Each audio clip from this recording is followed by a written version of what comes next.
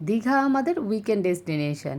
এই দীঘাতে তোমরা ট্রেনে বাসে অনেক কিছু করে গেছো, আজকে তোমাদের নিয়ে যাব জলপথে। সমুদ্রের কাছে যাব নদী পার হয়ে। ব্যাপারটা বেশ ইন্টারেস্টিং না? এই জলপথে যেমন সময় লাগবে অনেক কম, তেমন খরচাও হবে অনেক কম। কিভাবে যাবে, কতক্ষণ সময় লাগলো, কত খরচা, সব কিছুই শেয়ার করব এই ভিডিওতে, তাই পুরো ভিডিওটা দেখতে থাকো। নমস্কার বন্ধুরা, কেমন আছে সবাই? আজকে আমি শর্মিষ্ঠা চলে এসেছি ডায়মন্ড হারবারে। আমার পেছনে দেখো লেখা আছে আই লাভ ডায়মন্ড হারবার। ডায়মন্ড হারবারে এসেছি তার কারণ হলো আজকে দীঘার জার্নিটা এখান থেকেই স্টার্ট করব। আমরা তো সবাই অনেকে ট্রেনে, বাসে, নিজেদের গাড়িতে দীঘা গেছি, কোনো একবার এইভাবে জলপথে দীঘা গিয়ে দেখো, এর কিন্তু অনুভূতি আলাদা। কলকাতা থেকে কেউ যদি ডায়মন্ড হারবার আসতে চাও, তাহলে শিয়ালদার দক্ষিণ শাখা থেকে ডায়মন্ড হারবার লোকাল ধরে চলে আসতে পারো ডায়মন্ড হারবারে। সময় লাগবে 1.5 ঘন্টা মতো, আর ট্রেনে ভাড়া লাগবে মাত্র 15 টাকা। লঞ্চে করে যেতে হলে কোথা থেকে লঞ্চ পাবে, কত টাকা গাড়ি ভাড়া, কিভাবে যাবে, কোথা থেকে ছাড়ে এই লঞ্চ, আর সারাদিনে কটা লঞ্চই বা ছাড়ে, সব কিছু শেয়ার করবো এই ভিডিওতে, তাই পুরো ভিডিওটা দেখতে থাকো। আপাতত দেখো হলো এই নদীকে, যার কোনো কুল কিনারা দেখা যাচ্ছে না। জলপথে কিন্তু যেখানেই যাও তার অনুভূতি কিন্তু একদমই আলাদা হয়। এই হলো নেতাজি সুভাষ উদ্যান, ডায়মন্ড হারবার কুকড়াহাটি ফেরিঘাট। এইখান থেকেই টিকিট কেটে নিতে হবে। এখান থেকে প্রতি আধ ঘন্টা 45 মিনিট পর পর লঞ্চ ছাড়ে। এই হলো লঞ্চ ছাড়ার টাইম টেবিল, পুরো চারটাই আমি তোমাদের সাথে শেয়ার করে দিলাম, দেখে নাও। টিকিট কেটে নিয়ে এবার আমরা এন্ট্রি করছি। এইখান থেকেই লঞ্চে যাওয়ার জন্য টিকিট দেখিয়ে তবে আমরা ভেতরে প্রবেশ করতে পারবো। পার টিকিট 27 টাকা করে নিল, মানে পার হেড একজনের 27 টাকা করে লাগবে। ওই যে সামনে দাঁড়িয়ে আছে আমাদের লঞ্চ, হর্ন দিচ্ছে ছাড়বে বলে, তাড়াতাড়ি চলো। তো আমরা লঞ্চে উঠে পড়েছি, এখন শুধু চারিদিকে জল জল আর জল। তখন আমাদের লঞ্চটা ছাড়বে বলে হর্ন দিচ্ছিল না, সেই জন্য তোমাদের বাইরে থেকে আমি লঞ্চটা দেখাতেও পারলাম না। লঞ্চে করে যাওয়ার সময় চারিদিকের ভিউটা কিন্তু অসম্ভব সুন্দর লাগে দেখতে। এই দেখো, কথা বলতে বলতেই চোখে পড়ে গেল বিশাল বড় একটা মালবাহী জাহাজ। এত বড় জাহাজ তো সবসময় পাড়ে আসা সম্ভব না, সেই জন্য ওর সামনেই কিন্তু একটা ছোট মতো জাহাজ বা ছোট বোট রাখা আছে। তোমরা ক্যামেরায় কতটা দেখতে পাচ্ছ জানি না, আমি তো খালি চোখে ভালোই দেখতে পাচ্ছি। তো ওই ছোট বোটে করে ওরা পাড়ে আসে। আর এই দেখো, এইদিকে আরেকটাও মালবাহী জাহাজ।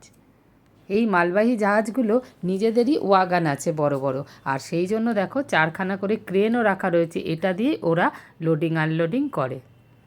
পৌঁছে গেলাম কুকড়াহাটি জেটিঘাট। সময় লাগলো 40 থেকে 45 মিনিট মতো। এই সময়টা নির্ভর করে জোয়ার ভাটার ওপরে। এর একটা বোট ছিল, আপাতত সেটা নেই দেখতে পাচ্ছি। হতে পারে এটার না আরেকটা ফেরিঘাট বানাচ্ছে আর কি, সেটা দেখাচ্ছি তোমাদের। তো যাই হোক, এখান দিয়ে বেরোতে হবে। আর চাইলে তোমরা কিন্তু বাইক স্কুটারও আনতে পারো। এই দেখো, বাইক স্কুটার তোলার জন্য কিন্তু এই রাস্তাটা করা রয়েছে। আর এখানে একা যদি না তুলতে পারো, আছে হেল্প করে দেবে, 10 টাকা করে নেবে। তো চলো, এখান দিয়ে যেতে হবে। এই যে তোমাদের বলছিলাম না যে এটাতে হয়তো আর ওই জন্য সাইনবোর্ডটা লাগায়নি। ওই দেখো, ওইদিকে আরেকটা কিন্তু জেটিঘাট হচ্ছে। এই দেখো ভাঙছে, দেখো সবুজগুলো একদম টাটকা দেখতে পাচ্ছ, সব ভেঙে ভেঙে পড়েছে। এইটাই অনেকটা ছিল, এই পর্যন্ত ছিল, ভাঙতে ভাঙতে কোথায় চলে গেছে দেখো। মানে ইমিডিয়েট যদি এটার কোনো অ্যাকশান না নেওয়া হয়, কত যে ভেঙে চলে যাবে। দেখবে ওই বাড়িঘরগুলোও হয়তো ভেঙে যাচ্ছে। এই দেখো, এটা শ্মশান ঘাট, সেটাও ভেঙে যাবে আর কিছু দিনের মধ্যে। ফেরিঘাটটা তৈরি হচ্ছে, তার যাওয়ার রাস্তা এইটা হবে। এই যে বেরিয়ে এলাম কুকড়াহাটি জেটিঘাট, এই রাস্তাটা দিয়ে বেরিয়ে এলে এখানে দেখতে পাবে প্রচুর বাস রয়েছে, প্রচুর বাস রয়েছে। এখান থেকে ডাইরেক্ট দীঘার বাস রয়েছে, চাইলে এখান থেকেই একদম দীঘা যেতে পারো। এই বাসগুলো 150 টাকা ভাড়া নেবে, 3 ঘন্টা মতো সময় লাগবে। এখান থেকে ডাইরেক্ট চলে যেতে পারো, কিন্তু আমরা ডাইরেক্ট যাব না, আমরা এখন বাসে করে অন্য জায়গায় যাব। বাসে আমি উঠে পড়েছি, কোন বাসে উঠলাম সেটাও তোমাদের দেখাতে পারলাম না, তার কারণ হলো বাসটাও হর্ন দিচ্ছিল। মানে সবটাই না কানেক্টিং থাকে। যেই লঞ্চ থেকে নেমে এপাশে এসেছি, আমি একটু ভিডিও করছি, বাসটা প্রায় অর্ধেক বেরিয়ে গেছে আর হর্ন দিচ্ছে, তাড়াতাড়ি উঠুন তাড়াতাড়ি উঠুন। সেই জন্য উঠে পড়েছি, তোমাদের বাসটা দেখাতে পারিনি। আমি উঠেছি নন্দকুমারের বাসে। কুকড়াহাটি থেকে নন্দকুমার আসারও প্রচুর বাস পেয়ে যাবে। পৌঁছে গেলাম নন্দকুমার স্টেশন। এই রাস্তাটার ওই জায়গাটায় বাসগুলো নামিয়ে দিয়েছে, চাইলে হেঁটে চলে আসতে পারো, নাইলে এই যে টোটো দেখতে পাচ্ছ, টোটো 10 টাকা করে নেবে, নিয়ে আসবে। হেঁটে 4 থেকে 5 মিনিট মতো লাগবে। রাস্তাটা না, এই রাস্তাটা না স্পেশালি মনে হয় স্টেশনের জন্যই করা হয়েছে। দেখো এখানেই শেষ, কিন্তু এই রাস্তাটার আর কোথাও নেই, এখানেই শেষ। তো যাই হোক, চলো এবার গিয়ে টিকিট কাটি, দেখি কত টাকা টিকিট, কটায় ট্রেন আছে। নিয়েছি 25 টাকা করে পার হেড টিকিট। তো এইখানে দেখো কোন কোন ট্রেনগুলো এই মানে নন্দকুমার থেকে পাবে দীঘা যাওয়ার জন্য, তার পুরো টাইম টেবিলটা এখানে দেওয়া আছে, সাথে কটায় কটায়।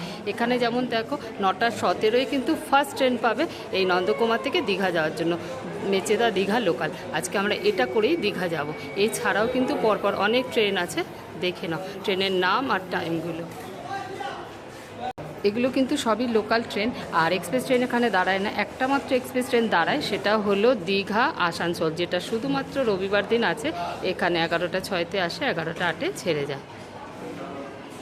এইটা হলো টিকিট কাউন্টার, আর এইখানে রয়েছে ওয়াশরুম। দেখো জেন্টস রয়েছে, লেডিস রয়েছে। তো এক্ষুনি আমার মা গেছিলো, বললো ভীষণ পরিষ্কার, মানে স্টেশনের বাথরুম উইদাউট পয়সায় এত পরিষ্কার ভাবা যায় না। তো এটা কিন্তু একটা ভীষণ ভালো দিক।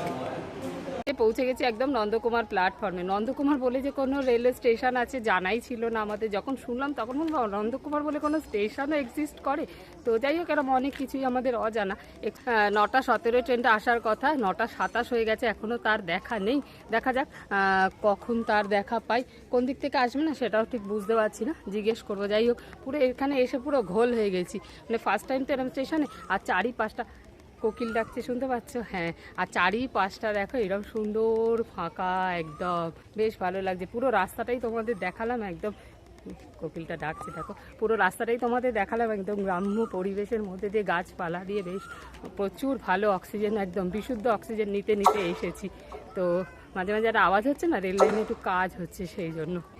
আর হ্যাঁ, আরেকটা কথা, 9:17 তো ট্রেন আছেই, তাছাড়া আরেকটা ট্রেন হলো যেটা 2 মাস চলবে বললো, দীঘা স্পেশাল দিয়েছে, যেটা আসবে হলো 11:40-এ নন্দকুমারে। এই দুটো ট্রেনই ঠিকঠাক মনে হলো। বাকি 2-1টা লোকাল ট্রেন আছে যেগুলো রাত্রিবেলা 8টা 8:30 কী যেন সব দেখলাম বোর্ডে, তোমাদেরকেও দেখালাম, দেখেছো নিশ্চয়ই, সবগুলো আমার মনে নেই। যাই হোক, তো ওই ট্রেনগুলোতে এসে যারা দীঘা আমাদের মতো বেড়াতে যাবে তাদের তো কোনো কাজের হবে না, যদি হয়তো আসতেই পারো। এখান থেকে বললো 2 ঘন্টা মতো ট্রেনে লাগবে। তো এখন 9:29 হয়ে গেছে, এখনও আসেনি। যখনই আসুক 2 ঘন্টা মতো লাগবে। তো এখন তো দীঘার মেন আকর্ষণ হলো জগন্নাথ মন্দির, সেই জন্য এই ভিডিওটার সাথে সাথে কিন্তু তোমরা আমার নেক্সট ভিডিওটা দেখো। তার নেক্সট ভিডিওটা দেখতে গেলে তার জন্য তোমাদেরকে কিন্তু আমার চ্যানেলটা সাবস্ক্রাইব করে রাখতে হবে। আর এই ভিডিওটা যদি ভালো লেগে থাকে তাহলে লাইক তো অবশ্যই করবে, আর শেয়ারও করে দিও। যদি এদিক দিয়ে কেউ আসতে চায় তাহলে তারা আসতে পারবে। তবে এই পথে আসার জন্য কিন্তু যারা সাউথের দিকে থাকো তাদের জন্যই সুবিধে। আদারওয়াইজ যারা কলকাতা বা নর্থ কলকাতায় থাকো তারা ওই রকম ধর্মতলা হাওড়া থেকে ট্রেনে বাসে যেমন যাও তেমনই যাওয়া ভালো আমার মনে হয়। 9:33 মতো বাজে, আমাদের ট্রেনের দেখা মিলেছে অলরেডি। ট্রেন কিন্তু প্ল্যাটফর্মে ঢুকে গেছে।